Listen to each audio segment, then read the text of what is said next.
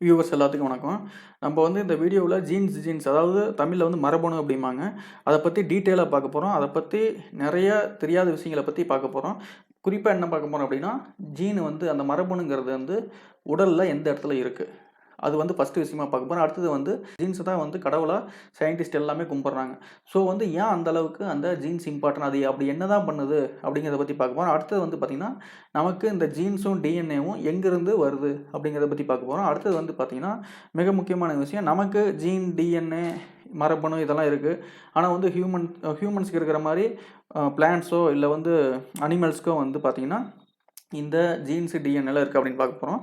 அடுத்தது வந்து பார்த்திங்கன்னா, மிக முக்கியமான விஷயம், அதாவது நம்ம ஜீன்ஸ் வந்து நம்ம அப்பா அம்மாக்கிட்ட இருந்து வருது அப்படின்னு ஜென்ரலாக இருக்குது. அதில் வந்து பார்த்திங்கன்னா, ஏன் வந்து நம்மளோட அப்பா அம்மாவோட கேரக்டர் அப்படியே வர மாட்டேங்குது, ஏன் நம்மளோட ஸ்கின் கலரோ இல்லை வந்து நம்ம யோசிக்கிற தன்மையோ வந்து நம்ம அப்பா அம்மாட்டிருந்து வேறுபடுது, ஏன்னா ஜீன் தான் வந்து எல்லாமே அப்படிங்கிறாங்க, இருந்தாலும் ஏன் வேறுபடுது அப்படின்னு பார்க்க போகிறோம். அடுத்தது வந்து பார்த்திங்கன்னா, மிக முக்கியமானது குளோனிங்கை பற்றியும் நம்ம இந்த வீடியோவில் ஒரு சின்னதாக பார்க்க போகிறோம். சரி, ஓகே. ஃபஸ்ட் எடுத்தோடனே நம்ம பார்க்க போகிறது ஜீன். இதான் வந்து பார்த்திங்கன்னா ஜீனோட ஒரு ஃபோட்டோ காப்பி. இதில் வந்து பார்த்திங்கன்னா, இந்த இடத்துல இருக்குது பார்த்திங்கன்னா, இந்த இடம் தான் ஜீன். இப்போ ஜீன்ஸ் வந்து எங்கே இருக்குது அப்படின்னு பார்க்க போகிறோம். இங்கே வந்து பார்த்திங்கன்னா, இந்த ஒரே பிக்சர் போதும் ஜீனோட இம்பார்ட்டன்ஸ், ஜீன் எங்கே இருக்குது, எப்படி ஒர்க் அவுட் ஆகுது, இது எல்லாத்தையும் எக்ஸ்பிளைன் பண்ணுறதுக்கு இந்த ஒரே ஒரு பிக்சர் போதும். இதில் வந்து மிக முக்கியமான பிக்சர் இங்கே இருந்தால் ஸ்டார்ட் ஆகுது, செல். இது வந்து பார்த்திங்கன்னா ஒரு செல் அப்படின்ட்டு இங்கே மென்ஷன் பண்ணியிருக்காங்க. இந்த ஒரு செல் அப்படிங்கிறது வந்து பார்த்திங்கன்னா, பாடியில் கிட்டத்தட்ட 30 ட்ரில்லியன் செல்ஸ் இருக்குது. அதில் வந்து ஒரே ஒரு செல் தான் வந்து பார்த்திங்கன்னா இந்த இடத்துல வந்து எடுத்திருக்காங்க. ஸோ 30 ட்ரில்லியன் செல்லில் ஒரே ஒரு செல்லோட படம் இருக்குது. இதுக்குள்ளே பார்த்திங்கன்னா ஜீனோம் அப்படின்ட்டு பார்த்தீங்களா, இந்த இடத்துல எக்ஸ் மாதிரி போட்டிருக்கு பார்த்தீங்களா, இதுதான் குரோமோசோம். ஸோ நம்ம பாடியில் இருக்கிற இந்த செல் இருக்குது பார்த்தீங்களா, இதுக்குள்ளே தான் வந்து பார்த்திங்கன்னா இந்த குரோமோசோம்ஸ் இருக்குது. இந்த இது வந்து 3 மட்டும் தான் இங்கே டிஸ்பிளேல இருக்குது. பட் ஆனால் ஒவ்வொரு ஹியூமனில் வந்து பார்த்திங்கன்னா கிட்டத்தட்ட 46 இந்த எக்ஸ் மாதிரி இருக்கும். இந்த 46க்கு பேர் பார்த்திங்கன்னா குரோமோசோம் அப்படிம்பாங்க. ஸோ இந்த 46 சேர்ந்தது பார்த்திங்கன்னா ஜீனோம் அப்படிம்பாங்க. சரி, ஓகே. இந்த ஒரு செல்லில் இருக்கிற சேம் ஜீன்ஸே தான், சேம் குரோமோசோமே தான் 30 ட்ரில்லியன் செல்லில் இருக்கும். எந்த விதமான மாற்றங்களும் வந்து பார்த்திங்கன்னா ஒரு செல்லில் இருக்கிறது மற்ற செல்லில் இருக்காது. அதே மாதிரி பார்த்திங்கன்னா ஒவ்வொரு செல்லும் ஆனால் வெவ்வேறு மாதிரி செயல்படும். அது எல்லாமே வந்து அது ப்ரொடியூஸ் பண்ணுற ப்ரோட்டீனை பொறுத்து. ஸோ அதை பற்றி நம்ம டீட்டெயிலாக வேறு வீடியோவில் பார்ப்போம். இப்போதைக்கு வந்து செல்லுக்குள்ளே தான் நம்மள டிஎன்ஏவோ ஜீனோ இருக்குது அப்படின்னு எடுத்துக்கலாம். ஸோ இது குரோமோசோம்னு போட்டிருக்காங்க பார்த்தீங்களா, இந்த ஒரே ஒரு குரோமோசோம் எடுத்து மட்டும் இங்கே பிக்சர் போட்டிருக்காங்க. ஸோ இது வந்து பார்த்திங்கன்னா இது ஒரே ஒரு குரோமோசோம். இது மாதிரி 46 குரோமோசோம் இருக்கும். ஸோ இதுக்குள்ளே தான் வந்து பார்த்திங்கன்னா டிஎன்ஏ, இந்த இதில் இருந்து இப்படி இருக்குது பார்த்தீங்களா, இது எல்லாமே டிஎன்ஏ. அதே மாதிரி இது எல்லாமே பார்த்திங்கன்னா டிஎன்ஏ அப்படின்ட்டு நம்ம சொல்லலாம். ஸோ அடுத்தது வந்து பார்த்திங்கன்னா இதை ஜூம் பண்ணுறாங்க. இந்த ஏரியாவில் ஒரே ஒரு இந்த இடத்த ஜூம் பண்ணி இந்த பிக்சர் ட்ரா பண்ணியிருக்காங்க. ஸோ லென்த்தியாக சுருளாக வந்து இது மாதிரி ஒரு இது இருக்குது. இங்கே தான் இது வந்து பார்த்திங்கன்னா இதுதான் டிஎன்ஏ அப்படிம்பாங்க. ஸோ இந்த டிஎன்ஏ வந்து பார்த்திங்கன்னா இது மாதிரி சுருளாக இருக்கும். அதில் வந்து பார்த்திங்கன்னா இந்த டிஎன்ஏக்குள்ளே தான் ஜீன்ஸ் அப்படிங்கிறது இருக்குது. ஒவ்வொரு ஜீன்ஸ் வந்து பார்த்திங்கன்னா எக்கச்சக்கமான ஜீன்ஸ் இருக்குது. இந்த ஏரியா ஃபுல்லாக நிறையா ஜீன்ஸ் இருக்கும். ஸோ ஒவ்வொரு ஜீனும் எவ்வளோ லென்த்து வேணாலும் இருக்கலாம். சில இது ஜீன்ஸ் வந்து பார்த்திங்கன்னா சிம்பிளாக இருக்கலாம். அடுத்து வந்து பார்த்திங்கன்னா சில ஜீன்ஸ் வந்து ரொம்ப லென்த்தியான ஜீனாகவும் இருக்கலாம். இந்த ஜீனோட முக்கியமான வேலை என்ன அப்படின்ட்டு நம்ம பார்க்க போகிறோம். ஜீனோட மிக முக்கியமான வேலை வந்து பார்த்திங்கன்னா ப்ரோட்டீனை ப்ரொடியூஸ் பண்ணுறது. ஸோ ப்ரோட்டீனை ப்ரொடியூஸ் பண்ணுறதுக்கு ப்ரோட்டீன் நம்ம சாப்பிட்ற ப்ரோட்டீன் இது மாதிரி தான் சொல்கிறாங்க. ஆனால் ஒரு இது வந்து நம்ம கிளியராக தெரிஞ்சிக்க வேண்டியது, இந்த ஜீன்ஸ் வந்து ப்ரொடியூஸ் பண்ணுற ப்ரோட்டீன் வந்து எக்கச்சக்கமான வேலைகளை செய்யும். பெரும்பாலான ப்ரோட்டீன்ஸ் தான் என்சைம்ஸ் எல்லாமே பார்த்திங்கன்னா ப்ரோட்டீன்ஸ் தான். ஸோ நமக்கு வந்து ஒரு பசிக்குது அப்படின்னு நீங்கள் ஆட்டோமேட்டிக்காக ஒரு ட்ரிகர் வந்து இந்த வயிற்றில் இருக்கிற இந்த செல்லுக்கு போகும். ஆட்டோமேட்டிக்காக இந்த டிஎன்ஏவில் இருக்கிற ஜீன்ஸ் மூலிமா அந்த செரிமானத்துக்கு உண்டான என்சைம்ஸ் ஆட்டோமேட்டிக்காக ப்ரொடியூஸ் பண்ணி இந்த செல்லை விட்டு வெளியில் வந்து நம்ம வயிற்றில் ஆட்டோமேட்டிக்காக ஊற்ற ஆரம்பிக்கும். ஸோ வந்து அந்த டைஜஷன் நடக்கும். ஸோ இது எல்லாமே கம்ப்ளீட்டாக கண்ட்ரோல் பண்ணுறது பார்த்திங்கன்னா இந்த ஜீன்ஸ் தான் கண்ட்ரோல் பண்ணுது. சரி, ஓகே. இந்த ஜீன்ஸ் வந்து ஒரு ப்ரோட்டீனை ப்ரொடியூஸ் பண்ணுது. ப்ரோட்டீன் வந்து பார்த்திங்கன்னா ஒரு சிங்கிள் ப்ரோட்டீனாக இருக்கலாம். ஸோ நிறையா ப்ரோட்டீன் கம்பைன் பண்ணி ஒரு காம்ப்ளெக்ஸான ஒரு ப்ரோட்டீனையும் ப்ரொடியூஸ் பண்ணலாம். ஸோ இந்த ப்ரோட்டீன் தான் வந்து ஃபைனல் அவுட்புட்டாக வந்து நம்ம பாடியில் இருக்கிற எல்லாத்தையும் கண்ட்ரோல் பண்ணுது. ஒரு சிம்பிளான எக்ஸாம்பிள் மூலிமா இதை நான் சொல்கிறேன் பாருங்கள். ஒரு ரெட் பிளட் செல் இருக்குது. இதில் வந்து நிறையா ப்ரோட்டீன்ஸ் இருக்குது. ஓகேங்களா. இதில் இருக்கிற ஒரே ஒரு ப்ரோட்டீன் வந்து ஹீமோக்ளோபின் மாலிகுல்ஸ்ன்னு இருக்குது பார்த்தீங்களா, இது ஒரு ப்ரோட்டீன். இதை ப்ரொடியூஸ் பண்ணுறதும் சில ஜீன்ஸ் தான் நம்ம பாடியில் ப்ரொடியூஸ் பண்ணுது. இங்கே வந்து பார்த்திங்கன்னா இந்த ஹீமோக்ளோபின் ப்ரோட்டீனோட வேலை என்ன, ஒருவேளை சில பேத்துக்கு வந்து ஹீமோகுளோபின் கம்மியாக இருக்குது, ரத்தம் கம்மியாக இருக்குது அப்படிங்கிறவங்க பார்த்தீங்களா, அதுக்கு வந்து நிறைய காரணங்கள் இருக்குது. இந்த புரோட்டீன் வந்து பார்த்தீங்கன்னா, சரியா ஜீனால ப்ரொடியூஸ் பண்ண முடியல அப்படிங்கிற பட்சத்தில, ஆட்டோமேட்டிக்கா இந்த ஆர்பிசி சரியா டெவலப் ஆகாது. அது மாரி சமயத்தில ஆக்ஸிஜன் கேரி பண்ணுறதுல ப்ராப்ளம் இருக்கும். ஸோ இது வந்து காமனா இருக்கிற ப்ராப்ளம் நிறைய பேத்துக்கு. அதை பத்தி நம்ம டீட்டெயிலா நம்ம இந்த வீடியோல பார்க்க போறதில்ல. ஸோ இந்த ஹீமோகுளோபின் புரோட்டீன் என்ன பண்ணும்? எக்ஸாம்பிளுக்கு வந்து ஒரு புரோட்டீன் என்ன பண்ணும் அப்படிங்கிறதுக்கு, ஆக்ஸிஜனை வந்து லங்ஸ்ல வந்து எடுத்துக்கிட்டு பிளட்ல தான் இருக்குது இந்த ஆர்பிசி அப்படிங்கிறது. ரெட் பிளட் செல்ஸ் நமக்கு தெரியும்.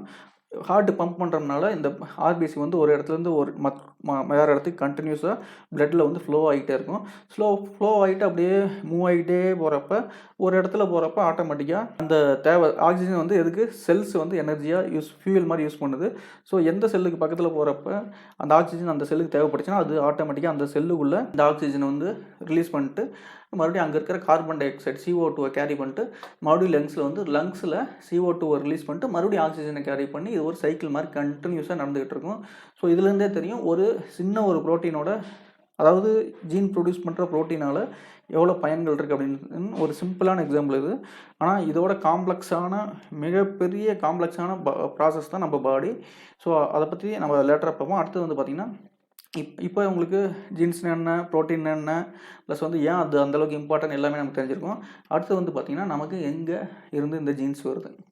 இது வந்து பார்த்திங்கன்னா, ஒரு ஃபாதர் இருக்கார், மதர் இருக்காங்க, சைல்டு அப்படின்னா இந்த ஃபாதருக்கு வந்து அவரோட தாத்தா பாட்டி மூலிமா வந்திருக்கும். மதருக்கு வந்து பார்த்திங்கன்னா கிராண்ட் ஃபாதர் கிராண்ட் மதர்கிட்டருந்து அவங்களோட அம்மா அப்பாட்டிருந்து வந்திருக்கும்.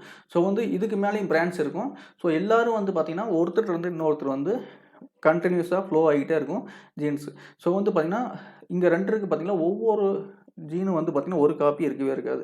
2 காப்பி எப்போதுமே ஜீன்ஸில் இருக்கும். ஒரு காப்பி அம்மாட்டிருந்து, ஒரு காப்பி அப்பாட்டிருந்து வரும். இந்த கேஸில் வந்து பார்த்திங்கன்னா இந்த அப்பாவுக்கு வந்து பார்த்திங்கன்னா ஒரு காப்பி கிராண்ட் ஃபாதர்ட்டிருந்தும் கிராண்ட் மதர்ட்டிருந்து வருது. ஸோ இந்த கலரில் வந்து பார்த்திங்கன்னா இண்டிகேட் பண்ணியிருக்காங்க.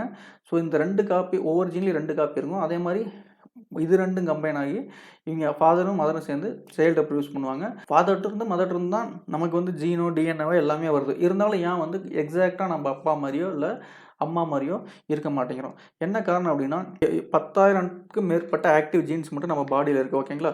ஸோ இதில் வந்து பார்த்திங்கன்னா அதாவது அதே மாதிரி இன்னொரு விஷயம் நம்ம கற்றுக்கிட்டது 2 ஜீன் இருக்குது ஒவ்வொருத்தருங்க அப்படின்னு கற்றுக்கிட்டோம். ஸோ வந்து 2ம் இன்ட்ராக்ட் பண்ணி தான் கடைசியாக வந்து ஒரு குழந்தைய வந்து இது பண்ணுறாங்க.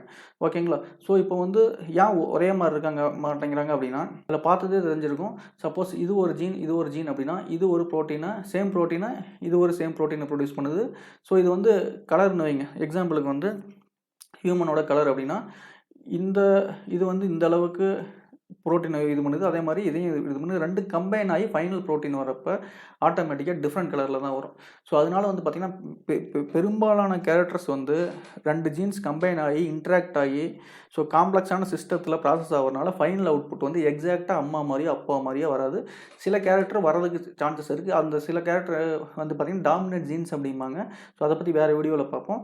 மற்றபடிக்கு பார்த்திங்கன்னா 98% எக்ஸாக்டாக சேம் டூப்ளிகேட் காப்பி இருக்காது. அதனால் வந்து பார்த்திங்கன்னா சேம் கலரோ இல்லை சேம் இதோ வந்து வரதுக்கு வாய்ப்பு இல்லை. அடுத்து வந்து பார்த்திங்கன்னா இப்போ வந்து பார்த்திங்கன்னா இவர் இருக்கார். இப்போ இந்த குழந்தை இருக்குன்னு வைங்க. அம்மாகிட்டருந்து 23 அப்பாக்கிட்டருந்து 23 வரனால குழந்தை வந்து டிஃப்ரெண்ட்டாக இருக்குது. ஸோ நம்ம என்ன பண்ணலாம், இவர் ஒவ்வொரு செல்லுலேயும் 46 குரோமோசோம் இருக்குது. ஏன் நம்ம வந்து அம்மாகிட்டருந்து எடுக்கணும், இல்லை அப்பாக்கிட்டருந்து 23 எடுக்கணும். ஒரே இவரோட இதை மட்டும் க்ளோன் பண்ணி ஆட்டோமேட்டிக்காக ஒரு குழந்தைய ரெடி பண்ணோம்னா எக்ஸாக்டாக இவர் மாதிரியே இருக்குமில்ல அப்படின்ட்டு நம்ம நினைக்கலாம். ஸோ அது நடக்குது அப்படின்னு பார்க்கலாம். அடுத்து வந்து பார்த்திங்கன்னா அதை பற்றி தான் பார்க்க போகிறோம். ஸோ வந்து இந்த க்ளோனிங் வந்து வேர்ல்டு ஃபுல்லாக நடக்குது, ரொம்ப ஃபேமஸாக நடக்குது. இப்போ ஈவன் எக்ஸாம்பிளில் வந்து பார்த்திங்கன்னா பிளான்ட்ஸில் வந்து பார்த்திங்கன்னா பெரிய அளவில் நடக்குது. அதாவது தமிழ்நாட்டிலேயே பார்த்திங்கன்னா இந்த டிஷ்யூ கல்ச்சர் பனானா அப்படிம்பாங்க பார்த்திங்களா, அது எல்லாமே கம்ப்ளீட்டாக க்ளோனிங் தான். இந்த க்ளோனிங்கோட அட்வான்டேஜ் என்ன அப்படின்னா, ஒரு நல்ல கேரக்டர் இருக்கிற வாழைப்பழம் இருக்குன்னு வைங்க, டேஸ்ட்டாக இருக்குது அப்படிங்கிற பட்சத்தில் அதே மாதிரி வாழைப்பழம் மட்டும் எனக்கு வேணும் அப்படின்னா அந்த பிளான்ட் எடுத்து க்ளோனிங் பண்ணி அதையே நட்டோம்னா அதோட கம்ப்ளீட் கேரக்டரிஸ்டிக்ஸ் வந்து ஃபாலோ ஆகும். ஸோ வந்து தாய் மரம் எப்படி இருந்துச்சோ 100% ஒரு ஜெராக்ஸ் போட்ட மாதிரி அடுத்த இருக்கிற சில்ட்ரன், அதாவது அடுத்தடுத்து வர மரங்களும் இருக்கும். ஸோ அங்கே தான் வந்து நம்ம குளோனிங்கே யூஸ் பண்ணுறோம். சரி, அடுத்தது வந்து பார்த்திங்கன்னா இந்த சீப்பு. இது வந்து பார்த்திங்கன்னா கிட்டத்தட்ட 20 வருஷத்துக்கு மேலே ஆச்சு இந்த ஒரு சீப்பை இது பண்ணப்ப. இந்த சீப்போட பேர் டோலி அப்படின்ட்டு ஒரு சீப்பு. ஃபஸ்ட்டு குளோன்டு அனிமல் அப்படின்னு கூட சொல்லுவாங்க. ஸோ இந்த அம்மாட்டருந்து அப்படியே கம்ப்ளீட்டாக மேட்டிங் எதுவுமே பண்ண கிடையாது. அம்மாட்டருந்து கம்ப்ளீட்டாக அப்படியே இருக்கிற செல்லை எடுத்து இதை ஜெராக்ஸ் போட்ட மாதிரி இந்த ஒரு சீப் வந்து உருவாக்குனாங்க. உருவாக்கிட்டு பார்த்திங்கன்னா சக்ஸஸாக ஆயிடுச்சு, ப்ரொடியூஸும் பண்ணிட்டாங்க. ஆனால் அதுக்கப்புறம் ஆராய்ச்சிகள் வந்து கண்டினியூஸ் பண்ணக்கூடாது அப்படின்னு சொல்லிட்டாங்க. என்ன காரணம் அப்படின்னா, நம்ம வந்து ஆராய்ச்சிகள் கண்டினியூ பண்ணோம்னா ஒரு டெரரிஸ்ட் குரூப் இருக்காங்கன்னு வைங்க, ஆட்டோமேட்டிக்காக எவ்வளோ டெரரிஸ்ட் வேணுமோ அவங்களால ப்ரொடியூஸ் பண்ண முடியும். அதே மாதிரி ஒரு ஹிட்லரோட ஒரு ஜீனை எடுத்துட்டாங்கன்னு வைங்க, ஜீன் இல்லை ஒரு செல்லை எடுத்துட்டு அதில் இருக்கிற 46 குரோமோசோமி வச்சு ஹிட்லர் மாதிரி 1000 பேர்த்த ப்ரொடியூஸ் பண்ண முடியும். ஸோ நல்லவங்களையும் ப்ரொடியூஸ் பண்ணலாம், கெட்டவங்களையும் ப்ரொடியூஸ் பண்ணலாம். இதில் வந்து நிறைய சிக்கல்கள் வரும். அப்படிங்கிறனால உலகத்தில் இருக்கிற எல்லா நாடுகளும் வந்து பார்த்திங்கன்னா ஹியூமன் குளோனிங்கை பேன் பண்ணிட்டாங்க. அது வந்து பெரும்பாலான நாடுகளில் அரசாங்கத்துக்கு தெரியாமல் பண்ணோம்னா அது மரண தண்டனைக்குரிய குற்றமும் ஆகும்.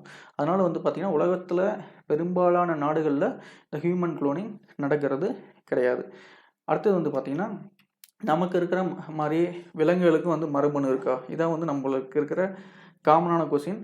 ஸோ நமக்கு இருக்கிற மாதிரியே டிஎன்ஏ வந்து பார்த்திங்கன்னா எல்லா விலங்குகளுக்கும் டிஎன்ஏ ஜீன்ஸு இது எல்லாமே காமன் தான்.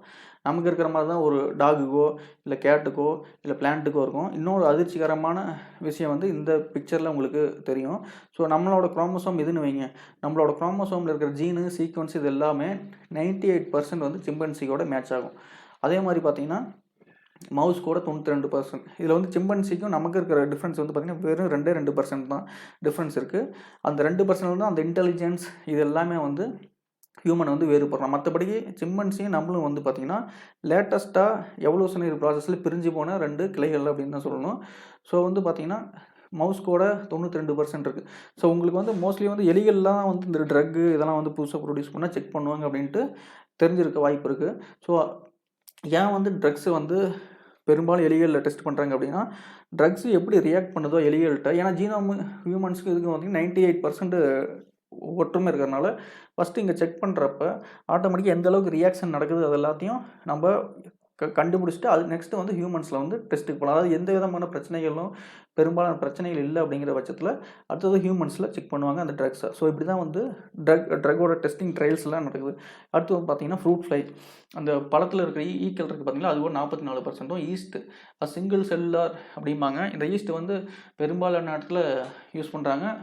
இதில் அதாவது நம்ம மாவு புளிக்கிறதுக்கு ப்ளஸ் வந்து பார்த்திங்கன்னா இங்கே பிரெட்டு ப்ரொடக்ஷன் பண்ணுறதுக்கு உப்புறதுக்கு இதுக்கு எல்லாத்துக்கும் ஈஸ்ட் தான் யூஸ் பண்ணுறாங்க.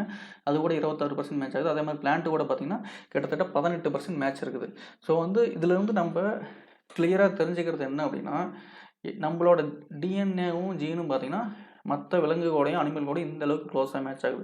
இது வந்து எதை ப்ரூவ் பண்ணுது அப்படின்னா, நம்ம எல்லாமே ஒரே ஒரு ஆன்செஸ்டர், அதாவது ஒரே ஒரு பாக்டீரியாவிட்டிருந்து இந்த விலங்குகள் எல்லாம் டிஃப்ரெண்ட்டாக உருவானது எல்லாமே நடந்திருக்கு அப்படிங்கிறத வந்து இது ப்ரூவ் பண்ணுது. இது வந்து பார்த்திங்கன்னா 1 நாள் 2 நாள் நடந்ததில்ல, பில்லியன்ஸ் ஆஃப் இயர்ஸ் வந்து கண்டினியூஸாக நடந்ததில் வந்து ஃபைனலாக வந்து இவ்வளோ டிஃப்ரெண்ட்டான அனிமல்ஸ் இன்க்ளூடிங் ஹியூமன் வந்து ப்ரொடியூஸ் ஆகிருக்காங்க. ஸோ அதை பற்றி நம்ம இந்த வீடியோவில் பார்க்க போகிறல.